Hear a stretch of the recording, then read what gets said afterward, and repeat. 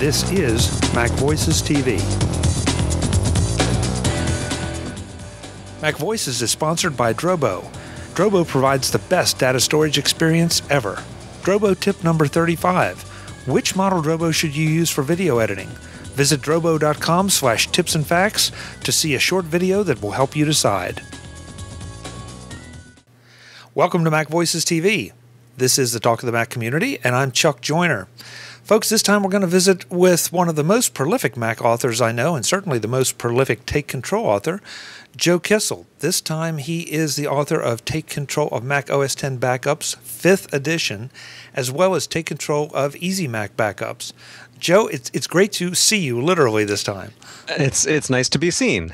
Yeah, this is good. And of course, you know, one of our favorite topics is backups. I'm sure that their listeners are going to say, "Oh my God, not again." But it keeps changing, Joe. It does. Well, as I say in this edition of the, you know, we have these two backups books. I don't know if I've sort of told this story before, but at a certain point, you know, we had the Take Control of Mac OS X Backups, and it just kept growing and growing and growing. And people would write to us and they'd say, "Well, this is great, but I really don't want to read 200 pages about backups. Would you just tell me what to do? Like, I don't want all the details. I don't want comprehensive. Just tell me what to do." So I said, "Okay, I can just tell you what to do. Sure, let's have an easy version, and I won't list all the options. I'll just give you a few little choices to make." It's like you know, when you're dealing with a child, you don't want to say, "Which shirt would you like to wear?" You say, "Would you like to wear the red shirt or the blue shirt?" You simplify it. So we have both now. We have the complete, massive, comprehensive version of the book. Then we have the light, easy version, which is just tell me what to do. So internally, we refer to these two books as Big Backups and Easy Backups, or the Big Easy if you're in New Orleans, I guess. But as I say in Big Backups, I maintain a running list of things that need to be changed in the book. So people send in questions or comments, or new products come out, or something changes in Mac OS X, or an error is discovered, whatever. I maintain a list of all these things, and when the list grows to a certain length, I say, "Hey, Tanya, it looks like we need an update now." And surprisingly, this has happened almost every year for the last 6 years, however long since the first edition came out. It happens very, very regularly. And even when I sat down to write this new edition, I didn't think that much had changed. But as I got into it, I had even the pages in the book. You know, at the beginning we have this little section of what's new, and the list of things that have changed in the book is itself 2 pages long. So that's one of the reasons that the book has grown to be now, what is it, 228 pages. It would have been only 226 pages if not for the 2-page list of what all is new. But yes, so as you say, there are lots of things happening in the backup world. Joe, in a way that's a little scary, because plenty of us have, and me included, we look at our situation, we develop our backup strategy, our workflow doesn't change that much. As a lot of our viewers can see now, I'm taking on more video, so my workflows have changed, and that's required some rethinking. But most people, you know, they're going to do the same thing day in and day out. Should they be revising their backup strategy, or if they listened to us a year ago, do you think they're okay to just stay there? I'm glad you asked that question, and it almost sounds as though you've read the book, because in fact one of the major new additions to this version of the book is a brand new 8-page section called Reassess Your Backup Strategy. And the idea behind it was basically this: you've come up with a backup strategy that works. Maybe you followed an earlier edition of this book. Maybe you just figured it out on your own. Doesn't matter. You have a backup system that's working for you. Do you just stick with exactly the same thing year after year after year? Or does there come a point when the facts have changed enough that you should really be reevaluating it? And what I say in the book is you should reevaluate every year. Maybe you don't actually need to make a change in what you're doing every year. It depends on your situation. If you go through the process and you discover, yes, everything is still great, I have plenty of space left on my backup media, the software is humming, I'm able to restore files, everything's good, rate. However, there are a lot of things that could happen that might influence your decision to make some changes. And so I have this series of things that you can look at to help reassess your strategy. And I'll give you just a few examples. One is that there's a lot of new stuff that has come out in the last couple of years. There are newer, faster, more capacious hard drives. There are new backup programs, updated backup programs. There are new and revised online, cloud-based backup services. Prices have changed. Mozy got more expensive. CrashPlan and Backblaze are still quite inexpensive. A lot of stuff has happened. USB 3 drives are out, not working so much on the Macs, although there are ways to get them to work on most Macs. When I wrote this book, there was still the thought that this mysterious thing called LightPeak might be making its way to Macs someday soon, and sure enough, it did. It's now called Thunderbolt, and it's in the new MacBook Pros. You can't actually yet buy anything and any hard drives to plug into that Thunderbolt port, but eventually you will. So I at least had planted that seed there that something bigger and faster is coming, and all kinds of other either faster or bigger or in some way better stuff is out there. So one thing is just look at what's out there and think to yourself, does any of this make better sense than what I'm using now? Would it be easier, faster, more cost effective? The other part of that, though, is to look at your stuff. So you are now moving to a lot more video. So you now have a lot more stuff that needs to be backed up. The files are going to be bigger. There's going to be more of them.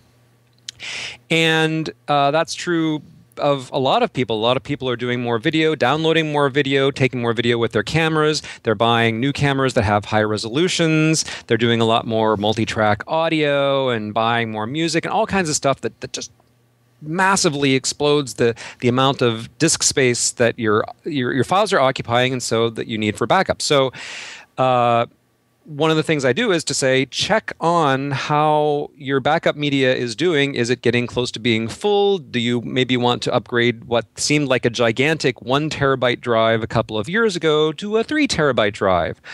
Do you maybe want to get a Drobo now and put 8 gigabytes of storage or a lot more storage in it? And other things change too. I mean, we have a growing family here. If you have new family members that are adding stuff to the amount of data that needs to be backed up, or new employees, or if you have started some sort of new project, there are all kinds of events that might occur to make you want to reconsider, is what you're doing good enough? And then there are a lot of people too who have had solutions that they've stuck with for a long time, and now they're just kind of getting crufty. I'm thinking, excuse me, of Retrospect, which, it followed this sort of curve where at a certain time it was my favorite backup program, and then it sort of slid and bottomed out at a certain point where I'm like, I really can't recommend this to everybody. And then after some time, version 8 came out, and that was okay in 8.1, and it got a little bit better, but now it's sort of, it feels like it's still not keeping up. It's still not as easy to use as a lot of the other software out there. It still does not have a lot of the features that Retrospect 6 had, and it still does not have a lot of the features that other cheaper, easier to use programs have. So I've had a number of people write to me, and they say, well, I was really trying to stick with Retrospect, but it's just gotten to the point where I can't stand it anymore. I need something else. So that's another one of those kinds of things that might make you reconsider it's time for a little bit of a change to your backup plan. Joe, you touched on the fact that there have been some changes in the online backup world, and I think that's probably been the one expansion that most of the viewers have done. You've been training us now for years that we need a backup, and then we started talking about offsite backups, and then we started talking about cloud-based backups of one kind or another. Where do you stand right now? What do you think is the best choice, or are the best choices out there for cloud-based backups with some of the pricing changes and reliability changes we've seen? Well, I'm just going to put it this way: CrashPlan. Now, and I happen to agree. Good. So, okay. I have at least tried and in some cases extensively tested pretty much all of them. I have used Backblaze. I have used Spider Oak. I've used SteakUp. I've used SugarSync and Dropbox and a bunch of others that people have never heard of, and of course MobileMe iDisk. And in fact, some of these services are still very good for certain things. I mean, I use Dropbox all the time for certain things, but I don't use it for backup. And the reason I don't use it for backup is that I have way too much data to back up. So I can't, even if I bought their most expensive plan, it wouldn't be enough storage space for me. Whereas with CrashPlan, I have unlimited storage. And CrashPlan also backs up all of my files that I want, no matter where they are on my disk. It's not restricted to just one particular folder. And I use iDisk for certain things too. So I'm not necessarily dissing these other services. I'm just saying, in my experience, CrashPlan is really by far the best. I will say that there are some things about the CrashPlan user interface that I find less than beautiful. That's a charitable way of saying it. But it works. It works really well, and it's reliable, and it gets virtually all the Mac metadata, which is really, really good. It is it doesn't bog down your computer. You almost, I mean, occasionally you'll see a little spike, but usually you don't even notice that it's working, unlike, say, Time Machine, which can be a real drag on your system. And it's been so pleasant for me to work with that I can't say enough good things about it. And the pricing is extremely reasonable. The pricing of Backblaze is also very good. And a great thing about Backblaze is that it has a super simple user interface. The user interface is great in all the ways that CrashPlan's is not so great. On the other hand, it's not as flexible either. And I, being of a sort of, I'm more of a geeky bent. I like to tinker. I like to have control. I like to fiddle with settings. And I want to, know what's going on. No kidding. So, yeah. We chose Take Control for a reason. We're control freaks. So for me, CrashPlan is a better fit if I wanted to recommend this to someone who just had one Mac to back up. They weren't going to try to back up to friends. They weren't going to try to back up somebody else's computer. They didn't want to do anything fancy. Backblaze might be a better choice. But between those two, I think those cover most of the bases. There are some people who are really fond of Jungle Disk, and Jungle Disk is great, but it gets pricey once you get above 50 gigabytes or so of storage. And you can tell similar stories about lots of other services. They have their points, but they also have their downsides. You and I have had discussions in the past about Mozy. Even before this big kerfuffle of a month or so ago when they had their massive price implosion, there were a number of people complaining about difficulties with the service of one sort or another. And I think that the price changing was just the last straw for a lot of people. I know it saw a lot of people defect to CrashPlan and Backblaze and other providers. Basically, they went from charging $4.95 a month for unlimited backups to charging $5.99 a month for only 50 gigabytes of backups and an additional fee for additional data. So people would post on forums and they'd say, well, I was paying $5 a month, but for the amount of data I'm backing up, now I'm going to have to pay $85 a month or some ridiculous fee. So they lost a lot of fans that way. And whatever else you can say about the reasons for their change or how much sense it makes or whatever, their competitors aren't doing that. Their competitors are standing firm with flat rate unlimited pricing, and I certainly prefer that. Yeah, I agree. Joe, Time Machine, that's Apple's solution, both hardware and software. As a hardware product, Time Capsule. Time Machine is the software that you at least theoretically can use with any external hard drive. It just integrates with Time Capsule so well. This may not be fair because even though Take Control books are a lot more fleet of foot than print books, you still have some lead time. I was anxious to get your take on Dolly Drive and see if you've had a chance to play with that, because that's sort of a cross between what we're talking about, the cloud backup, and the Time Machine interface a lot of the viewers are going to be familiar with. Okay, so for those listeners, viewers, hi, who don't know about Dolly Drive, it officially rolled out, I guess, at Macworld or thereabouts. It's a cloud-based service that lets you connect your Time Machine backups to the cloud instead of a disk or network volume. It's not actually the first such service, but the first one was a little bit different. The first one was called Transport, and this was a little bit different. This was the same company that does Mac Mini Colo that you send your Mac Mini to them and they put it in a data center and hook it up to a fast internet connection and functions as a server. So they said, you can also send us your time capsule and we'll put your time capsule in our data center and let you back up to that remotely. But you own the time capsule and you alone have access to it. I never talked to anyone who actually used that service, so I don't know how well it worked. But that was a way to get your time capsule backups or your time machine backups off-site. So Dolly Drive is different in that you don't have to have a time capsule. There aren't any time capsules. They have their own proprietary storage system, but they have the software that makes it look to Time Machine as though you have simply another network volume available, and you say, put my backups here, and they're all encrypted and they're compressed.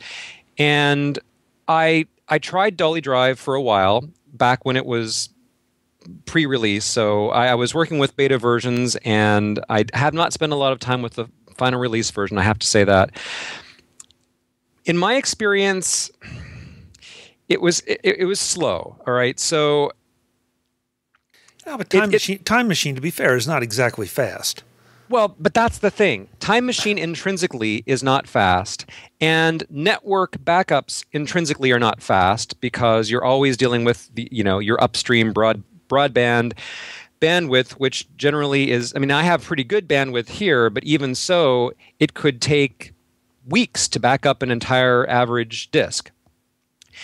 But there's an additional problem with Dolly Drive. Apart from those two, negative things that it has, right off the bat, you have the fact that Dolly Drive does not do what I call in my books subfile updates. So in other words, if you have a 10 gigabyte file, a movie or something, and you make a little edit, so 1K of that changes, Time Machine, and therefore Dolly Drive, has to back up the whole thing again, whereas something like Crash Plan will just back up the block or blocks that changed the last time. So that 10 gigabyte file could literally back up in seconds with Crash Plan when you're doing it the second time, whereas with Dolly Drive, now you have to wait hours and hours and maybe days for that one file to get pushed over your internet connection. Now, they do compress files, so that helps. And they do encrypt files for security, which Time Machine doesn't natively do, so that's also very good. So in those respects, it's an improvement over ordinary Time Machine. It's just they strike me as sort of making a bad matter worse by taking an already slow system and now adding another layer of slowness to it. So I have kind of mixed feelings about it. It's better than nothing if you really, really love Time Machine and you prefer that interface for getting at your files, then fine. For me, I don't recommend that anybody use Time Machine as their sole backup. I use Time Machine and I use 3 other things too. And I'm glad that I do, frankly, because I've been having some weird problems with Time Machine lately, and I know kind of a lot about it, and even I can't figure out why I'm having these problems. It's just feeling kind of not very reliable to me. I have a very, very fast Mac here. I just bought it new a few months ago. It's the current top of the line iMac with a quad-core i7 processor, 16 gigabytes of RAM. It is a fast machine. And whenever something's happening on my machine and it feels a little bit sluggish, it feels a little slow, it feels like, why aren't things, and I look up, oh yeah, time machine's running. And that's not always the case. Sometimes I don't notice it. Sometimes it's very fast. But increasingly, I have been noticing it. And a lot of other people have said the same thing. Maybe when Lion comes out, Apple will fix it. And it'll just be brilliant again. And they'll make all kinds of improvements to Time Machine. I have no idea. I would like to say that I am cautiously optimistic about this new versioning feature in Lion. So every time you save a file, basically, in fact, well, you don't even have to manually save because it's auto-save, but every time the system saves the file for you, it keeps a record of that so that you can, without having to go back into Time Machine, without having to connect to your backup drive, you can just say, show me the version of this file as it appeared an hour ago or 3 hours ago or 2 days ago. So that's nice. There are already a number of other versioning, sort of consumer-level versioning programs for the Mac that I talk about in the book. It's normally something that like programmers want to do, but there are some programs that make it accessible to ordinary folks. And that looks really good. I would, of course, put out the even though I haven't even tried it yet, I would put out the caution that that's not the same thing as a backup, because those extra copies of those files are going to live on the same disk or SSD or whatever as the originals. So if something happens to your computer or your disk, it's going to wipe out all those other copies along with the originals. So you still want to have backups. And I would still say you use Time Machine if you want, but use that as part of your plan. Also have a bootable duplicate. Also consider cloud-based storage or something else, because if one backup system fails, and that's happened to me more than once, you really need a backup to your backup. Yeah. I do want to do a quick little plug here. I did interview the folks from Dolly Drive at Macworld. I've also had the folks from Mac Mini Colo on the show. I'll have links in the show notes, so you can go back and hear from them. I have to say I was impressed with the guys from Dolly Drive. They're just getting into this. They're still kind of young in the business. Happily, the back end storage they're using struck me as very reliable. I know Jeff. I want to give Jeff Gamet credit because he noticed something in the Dolly Drive preference pane that I didn't. That apparently you can schedule things with much more flexibility than you can with normal Time Machine. So that right there is a big thing. But your comments about block level backup, Joe, are especially important for those of us who are starting to contemplate and hear about caps on our internet connectivity. Cloud-based storage. Yes, there's that too. Yeah, it sounds wonderful, but if you're shoving that stuff out there, I know I shouldn't say that. I think CrashPlan gives you the option to send them a hard drive to seed your backup. Yes, and Backblaze does too, I think. Several services do. I have not tried the seeding option, but yes, they will not only let you send them a drive to seed your backups, but if you discover that you've lost a whole bunch of stuff and you need to restore hundreds of gigabytes and you don't want to wait to download all that stuff, they will do the reverse. They'll put that stuff on a hard drive and FedEx it to you. So you can do it both ways. And the Dolly Drive folks said they were looking at that. You go to Macworld as a developer, you get a lot of feedback, and I think that was one of the first things they heard is this concern that this is a service we want.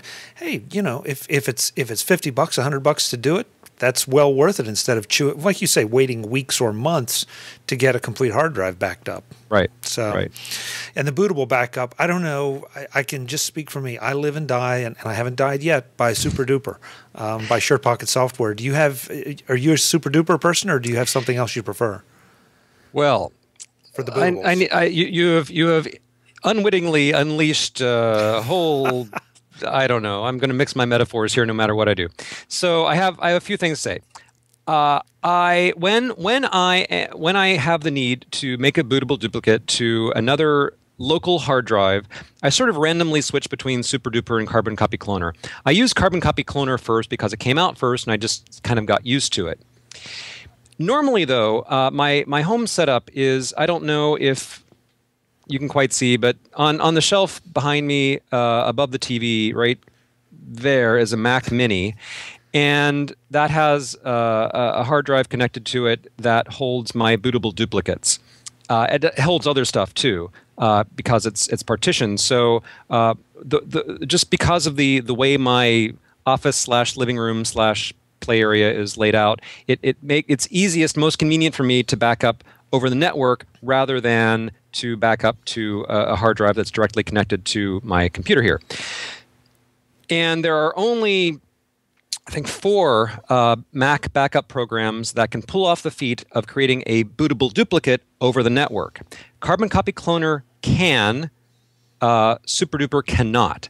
So that is the main reason that I currently favor Carbon Copy Cloner over SuperDuper.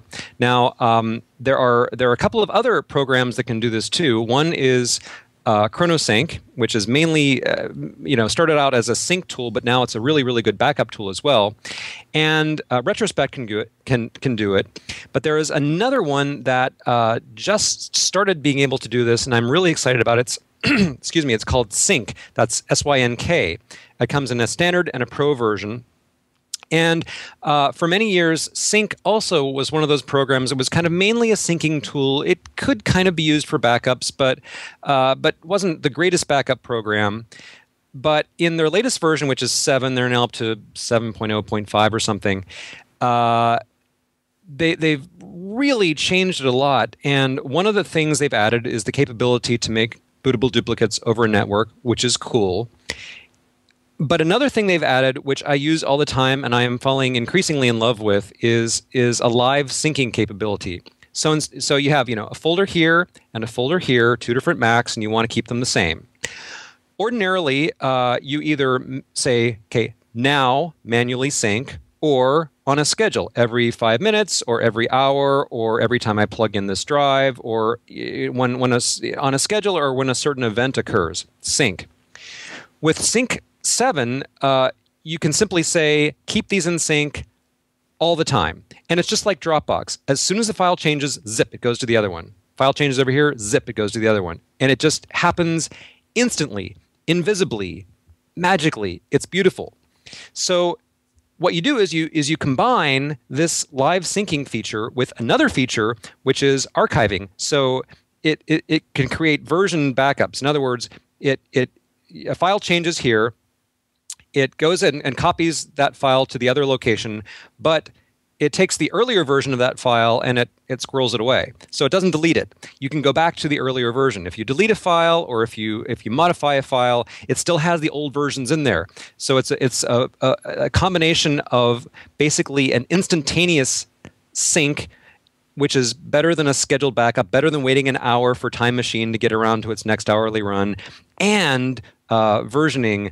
I think that is way cool. Joe, to wrap up the discussion, and I'm really intrigued by what you're saying. I guess one of the things that has bothered me about backup software, I see on the daily, there are plenty of Mac sites out there that, you get the deal of the day for 50% off, or you get, a package of 5 programs for, $10.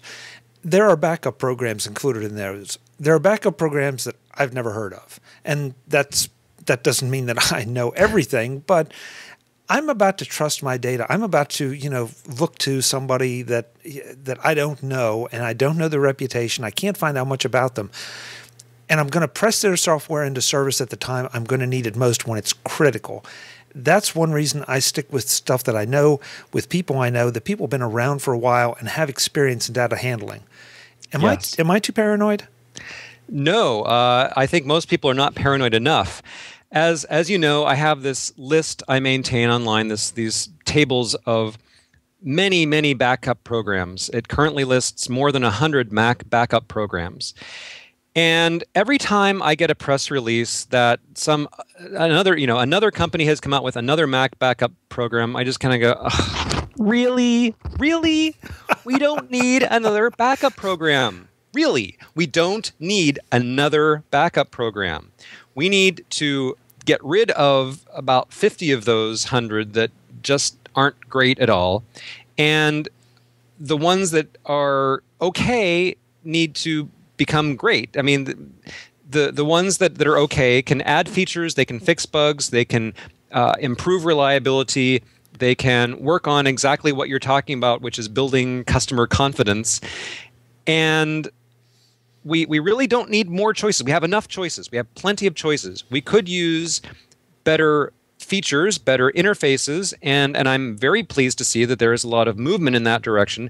The interfaces are getting easier to use. They are getting smarter, faster. People are being very, very clever with how they are going about backing up your Mac. So that's great. But I'm I'm mostly with you in that, yes, I want to entrust my data to it's a very important thing. That's why I do backups, because the data is so valuable. So I want to entrust it to someone that is going to take care of it. The old way of thinking about that was, well, no one has been in this business longer than Retrospect. And that's kind of an exception to the rule, you know? I mean, I can't really... I know what you're saying. I mean, older doesn't necessarily mean better if they haven't kept up with the times, with all due respect to anybody we're talking about here. Because we're not here to slam anyone. We're just here to talk about what we found that works. Right. And I remain hopeful that in Retrospect 9 or whatever, you know, comes next, that they will have finally seen the light and I'll go, oh, yeah, that's what I wanted. Retrospect has had a rough time because it's gone through a bunch of owners. It just changed ownership again a couple of months ago, and so anything could happen. The new owners could inject a lot more life into it, or they could kind of go, not really our core business. And I mean, I don't know what's going to happen, but I wish them well.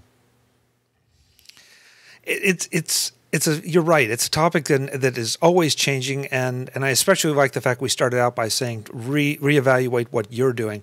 You slipped something by there because I'm afraid that listeners and viewers may have heard, well, I'm not doing video. I don't do much with video. Well, you know what? I bet that you may have bought a new camera, and I bet the still camera, and I bet the megapixels doubled or something close to it from the last time you did. Yeah, well, we all have these toys. I have one of these. Oh yeah. And I've seen one of those. One of these and I have one of these. Okay, you're showing off now, Joe. And I'm going to be getting a new one of these in a couple of weeks, and I'll be getting a new one of these probably this summer because that's what we do.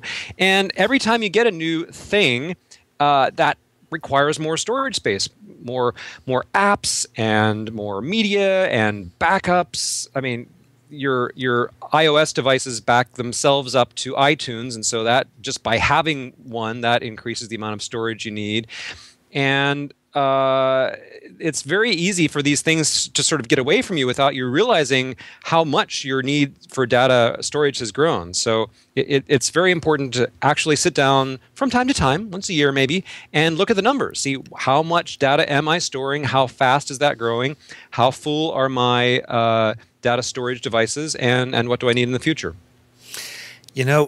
That's a great point, and it's something none of us think about because Apple does such a great job of making it transparent. You buy a 64 gig iPad and you fill it, you've got 64 gigs of space you just took off the drive on your Mac. And it's so easy to forget that because you don't see it. And am I correct? Does Apple store multiple iterations of your backups for your iPhone and your iPad, or does it just do one? No, you can have multiple iterations. And there's some other things going on too, like if you put your photos on your iPad or your whatever, iTunes will actually scale them down, but then now you're storing two copies. You're storing the original and the scaled copy.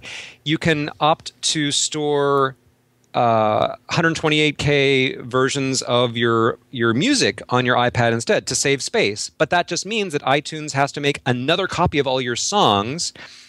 The copies are smaller, but now you have the small copy and the large copy. So there are many ways in which... Now, in fairness, I should say, though, that there is also a certain amount of trend in the other direction.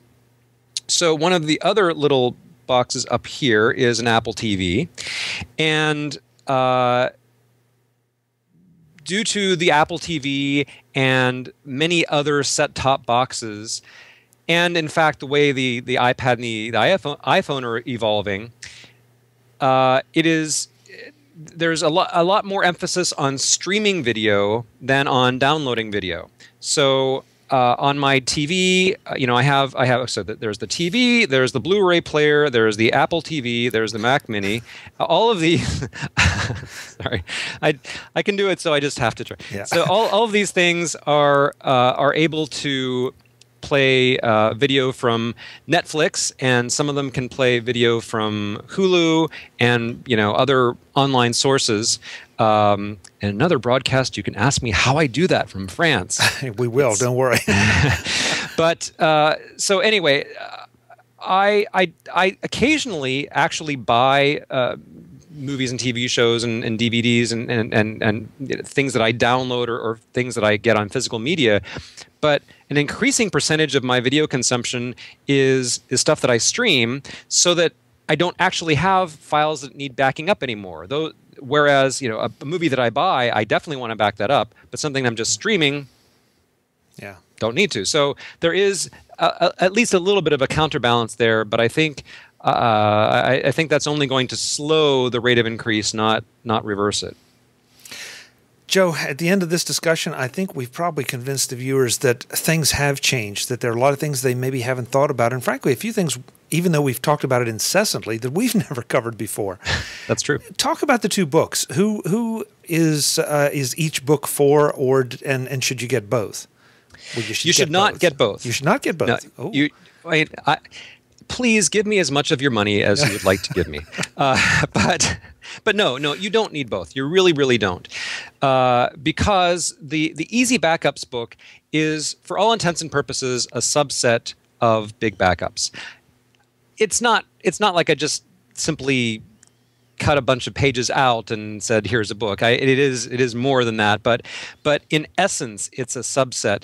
So if you are a busy person and you really don't want to know how the sausage is made, you just want a tasty breakfast, get Easy Backups. It will tell you about Time Machine. It will tell you about cloud backups. It'll tell you about bootable duplicates using Super Duper, Carbon Copy Cloner, and it'll tell you about a few other little options in case for some reason Time Machine is not suitable for you. But basically, that's it. My three-pronged backup approach: versioned backups, bootable duplicates, and offsite backups. So simple. And it will tell you how to make all the relevant choices pertaining to those three, prongs very simply, and how to just get everything rolling. You just follow the steps and you're good. Big Backups is for someone who wants to know the score. They want to know they want to know the why, but what are the reasons, and what are the details, and what are the options? Well, why shouldn't I just fill in the blank? I give you the reasons why you really need to and why you shouldn't just, and have all these sections about things that don't that sort of the fringe cases, edge cases. So if you have a lot of audio or video that you need to back up, if you are backing up, you want to know how to back up while you're traveling, while you're on the road for business. If you want to encrypt your backups, if you want to do sort of anything that is outside of the norm, for like a simple case of I have one person and a computer and a disk, and I just want to back it up. Big Backups covers all that stuff. It talks about backing up, Windows, whether you have Boot Camp or you have VMware Fusion or Parallels Desktop or whatever. It talks about all these sort of special cases of backups. It talks a lot more about all kinds of the hardware you can get, not only the Drobo, but many other NAS devices, network attached storage, and other types of gadgets, things that use biometrics and RAIDs and all kinds of stuff. So if you want the complete, comprehensive, everything that you might need to know as a Mac user who's backing up a single Mac or a family or a small business, a small network, then Take Control of Mac OS X Backups, 5th edition, is the book you want. That is a more expensive book. It's $15 instead of $10, and it contains all the same, essentially the same information on how to use Time Machine and all those other things, but it just gives you a lot more. So, if you're thinking to yourself, well, I really would like to buy 2 of your books, but you're telling me I shouldn't buy both of these. Don't worry, because there are plenty of other books I've written that you can buy, and I imagine we'll be talking about another one of them or 5 of them one day soon. I wouldn't be a bit surprised because we've talked about a lot of them in the past on MacVoices, and it's nice to add this video dimension so folks can see you if they want to. And of course, for those of you that are watching in video, you can get an audio version of this on MacVoices, and for those of you listening on MacVoices, you can get a video version on MacVoices.tv. And I should mention that all of Joe's books, including the ones we've been talking about, are available on TakeControlBooks.com. We'll have links in the show notes right to the books and to the website so you can check out everything. To follow Joe on Twitter, to follow me on Twitter to see everything that's going on, and to all the services and programs we mentioned as well. Joe, it's always a pleasure. This has been a lot of fun. Thanks so much. I've enjoyed it. Thanks for having me. We'll do it again. All right. Folks, MacVoices TV is the talk of the Mac community. I'm Chuck Joyner. He's Joe Kissell. We will be back soon. Thanks for watching.